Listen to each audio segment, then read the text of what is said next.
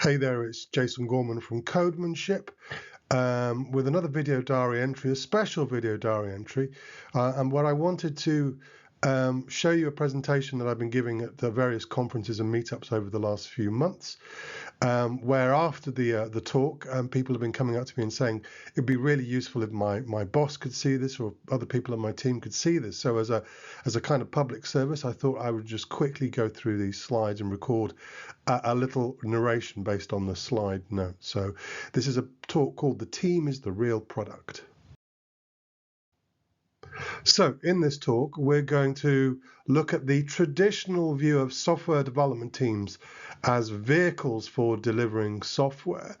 And then I'm going to flip that thinking around and ask you to think about software delivery as a vehicle for growing teams. That's really what this talk is all about. Then we're going to talk about the idea of stable teams, long-lived teams, and ask the question, are they the real product of software development?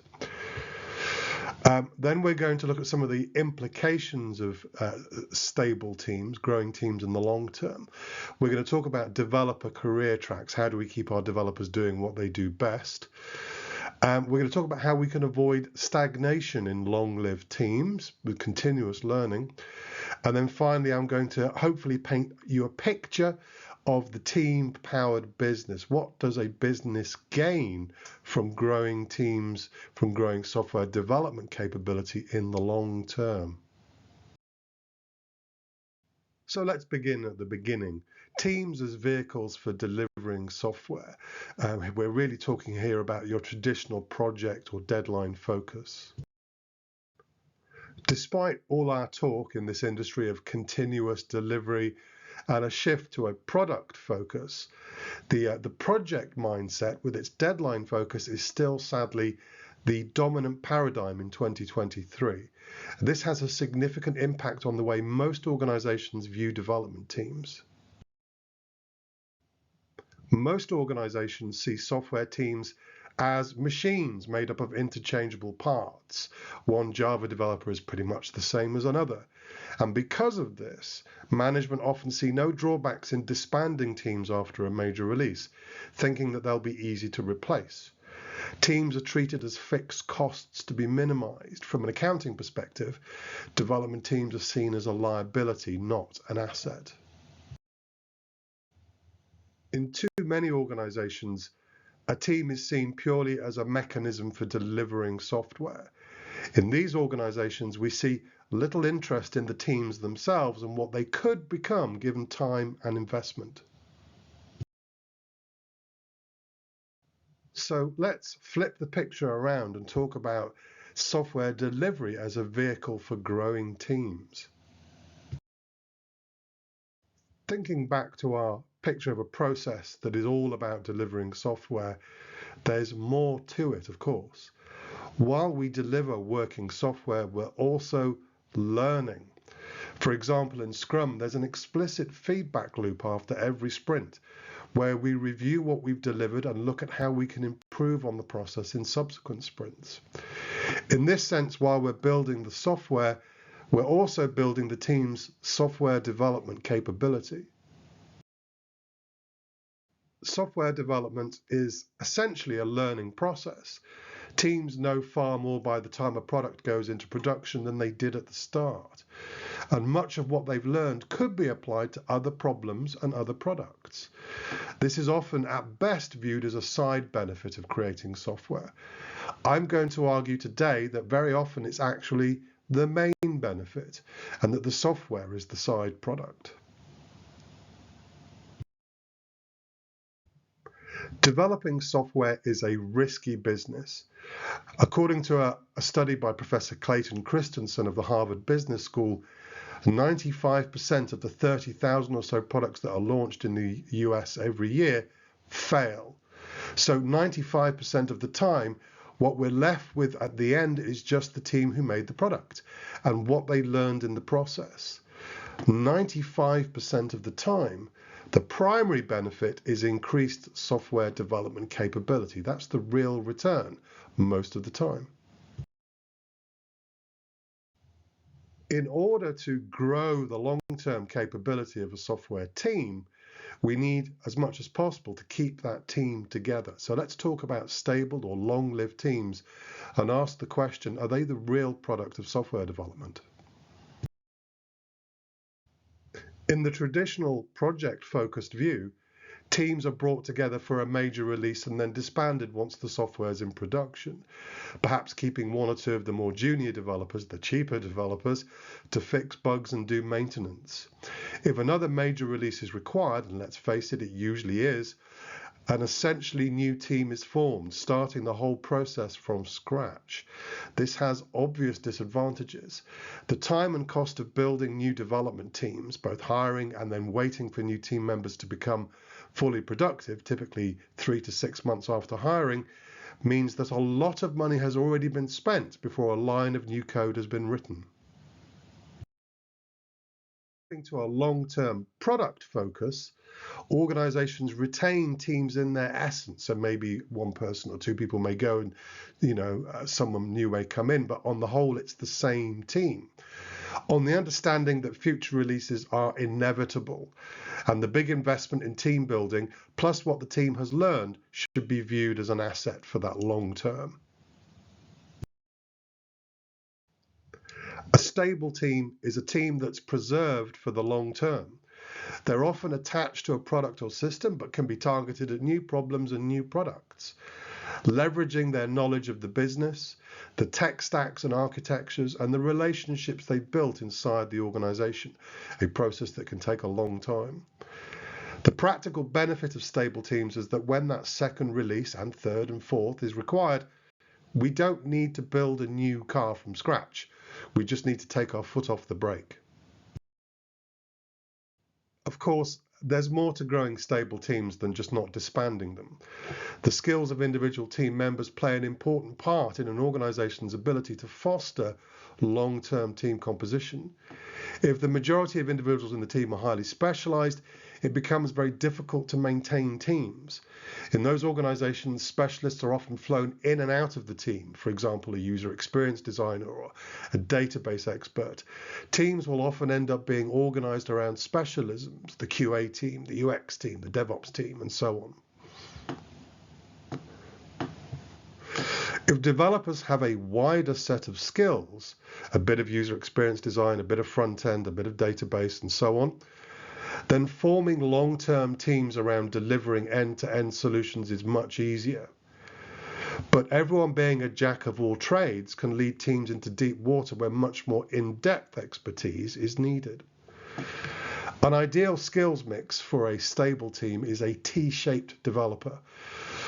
General expertise in a wide range of areas, but deep specialism in one in particular. So every team has a user experience specialist, but that person doesn't become a bottleneck because 80% of the user experience design decisions can be effectively handled by anyone on the team.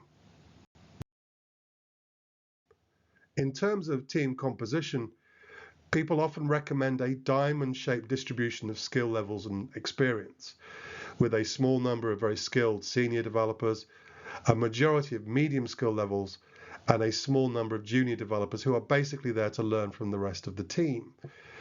If teams are routinely being disbanded and reformed, then this mix of skill levels will tend to persist in an organization, a phenomenon I call perpetual beginners.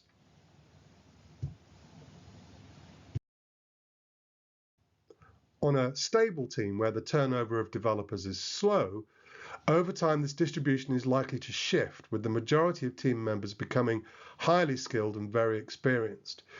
This has the benefit of gradually raising the bar within the team so that over the years they're able to achieve much, much more. But it does have implications for the way the organization manages the developers' career paths. So let's talk about developer career tracks. How do we retain our best developers doing what they do best? In traditional organizations, avenues for career advancement tend to require developers to move into management roles. The irony is that promoting the best developers into management doesn't actually retain your best developers, and it doesn't necessarily follow that they'll make great managers. Also, management roles are much more limited in many organizations. So not only will your best developers leave development, where they bring the most value, arguably, they're quite likely to leave the organization altogether to seek opportunities. The alternative is to become a top-heavy organization, and I've seen quite a few of those. Having a career path that inevitably leads to management also works against stable teams. An alternative model that makes it much easier to keep developers doing what they do best, retaining your investment in them, is a non-management career track that enables the best developers to attain the status and rewards of senior management in hands-on development roles. So you could imagine a career path, for example, that starts fairly traditionally with your junior developer, your mid-level developer, and your senior developer, but then goes on a different route, if you like, from the traditional route of moving into management. So instead of becoming a lead developer, you might have a principal developer. Many organizations, particularly software companies, have those. Going even further, you might have distinguished engineers. In some companies, a distinguished engineer can earn in excess of $1 million a year. And if you use your imagination, I see no reason why a software developer, someone who is currently doing software development within the organization, couldn't end up in the C-suite, influencing at that level and defining strategy in terms of software development. Managers that can then be hired or promoted for their management skills, and the technical excellence that stable teams can foster is preserved. In this alternative model, developers sit within the organization at a level that's orthogonal to their hands-on roles day to day. Someone with the equivalent for authority of a CTO might lead a development team day to day, but outside of that, they would have significant influence in overall development strategy. They would also be in a position to lead by example within product teams, having a much more direct impact on the rest of the developers. But just because a team is long-lived, that doesn't necessarily mean that they are learning and growing. Not all long-lived teams evolve. I've worked with mainframe teams, for example, where the average length of service was more than 10 years, but they were still pretty much doing things the way they were doing them 10 years ago, 20 years ago, 30 years ago. So how do we avoid stagnating? When a developer says they have 10 years of experience, is that 10 years of experience, 10 years of learning and growth, or 1 year's experience 10 times? How do we avoid stable teams falling into the trap of just repeating the same mistakes year after year? For the capability of stable teams to grow, we must build learning into the process. With more skilled and experienced developers staying at the code face, more junior developers can benefit from their knowledge. Senior developers make mentoring a big part of their job, or at least they should. Ad hoc mentoring is quite common in organizations, but they may benefit from teams making more formal and structured mentoring arrangements, leaving less to chance and making sure that everyone, especially less experienced developers, get the attention they need. Developers working together, for example, pair programming or ensemble programming, is another way that they can learn from each other. Knowledge sharing in teams who pair and ensemble program regularly together tends to be much wider and faster, and good ideas spread through the teams very quickly. These are also great opportunities for more senior developers to set a good example. Investing in learning resources like books and libraries and online training courses is a great way to bring knowledge into teams. Also, investing in or creating learning opportunities like training courses, conferences, internal workshops, and so on are not just a valuable way to promote learning, but they can be great opportunities to meet new developers and be exposed to ideas from other teams and from outside the organization. That's kind of what I offer through codemanship, is bringing ideas and techniques into organizations that might not come from within those teams. Note that businesses who nurture stable teams tend also to be active within the wider software development communities. Some organizations explicitly make regular time available for learning and growth, building it into the working week with 10% time or 20% time, that kind of thing. And while many managers may balk at the thought of the lost productivity, more advanced organizations tend to think about the gain in capability.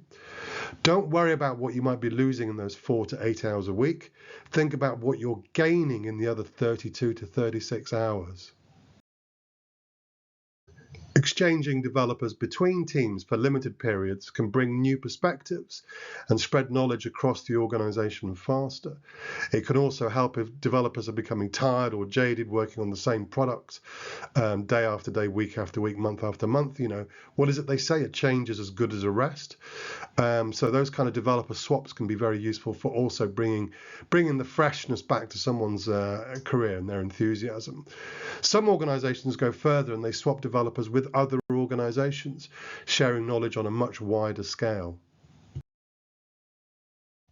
Now, much of the learning that happens in software teams is unstructured and ad hoc, often happening to just address immediate needs when they need to know something. It's very common for developers to miss out on important skills, particularly foundational skills, and especially in those early stages of their careers. Providing a structured roadmap for learning and development helps to ensure these key skills are not overlooked, and also provides direction for developer career paths. These roadmaps can be managed within the organization by the developers and evolve as the organization's technical needs change. In a structured learning environment, a logical next step might be to reward developers with recognized qualifications, such as a degree or postgraduate qualification or a government-approved apprenticeship. Investing in this demonstrates your organization's ongoing commitment to developing the talents of their teams and can add an extra incentive to stay longer.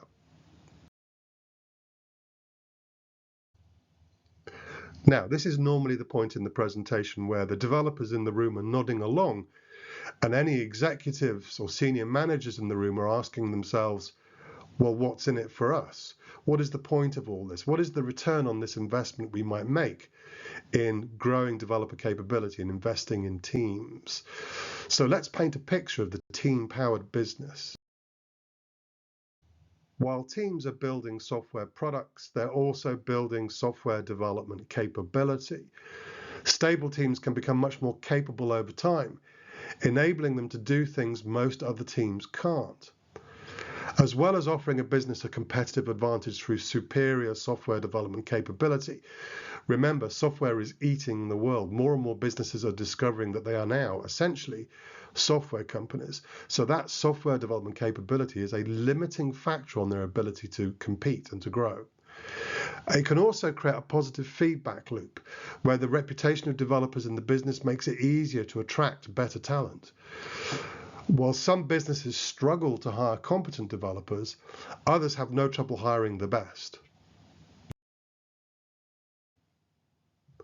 When we're thinking about software development capability, one ability or capability that's very important in software development is how fast people can learn new things or figure things out.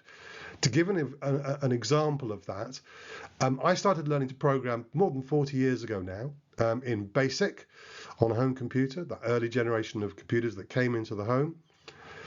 And it took me months and months and months to learn how to program in BASIC. And that's because I wasn't just learning BASIC, the syntax of the BASIC language.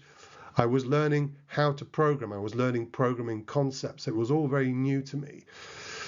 As I learned more and more programming languages and those concepts became more and more familiar to me, it got easier and quicker to learn new programming languages. Whereas it took me months to learn BASIC to a proficient level, typically it only takes me a few days to pick up a modern programming language, provided I'm familiar with the concepts, because I'm just really learning a new syntax for the same concepts.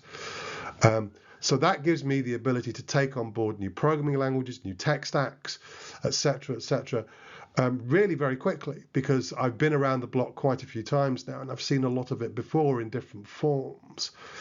That's an example of the kind of development capability that stable teams can deliver, long-lived teams can deliver. Teams, for example, that can learn new things, learn new tech stacks, learn new programming languages, learn new business problems and business domains very, very quickly because they've seen so much already.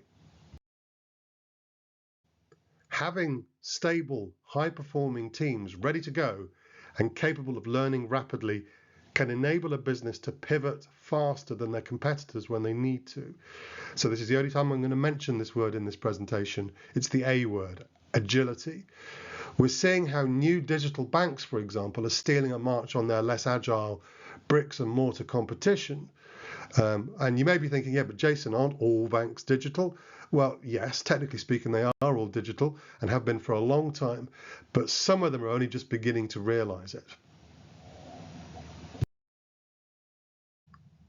Ultimately, the real value proposition of stable teams is not just more throws of the dice, the ability to go again and again and again and again, iteration after iteration, release after release, product after product if need be, but better dice too, in the sense that you not just get more products and more iterations, but with increasing capability in each cycle, teams are able to reach beyond what their competitors might be capable of.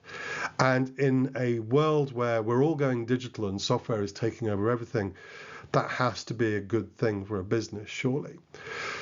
So that's what they're investing in. That's what this presentation is really all about. That's the value of viewing software development as a vehicle for growing software teams, for growing software development capability in the long term. Because we live in a world now where that capability is going to detect, because it's going to more and more dictate the winners and losers in business and in government and in defense and in many other walks of life as well. So this is the presentation that I've been giving at various conferences and meetups. And if you have any questions about it or anything that I've covered in this talk, please get in touch, leave a question in the comments below, or get in touch with me directly through the Codemanship website or through the Codemanship Twitter account. Please remember, shameless plug, this is what my business does, basically. This is what Codemanship does. So if you're looking to build long-term development capability, if you're looking to create a structured roadmap for training and developing developers and teams, if you're looking for mentoring and coaching of developers, if you don't have that person with 30 years experience on your teams, but you'd like someone to come in and work with your teams and set an example, then I'm someone that you can definitely talk to about that. So thanks very much. You take care until the next video.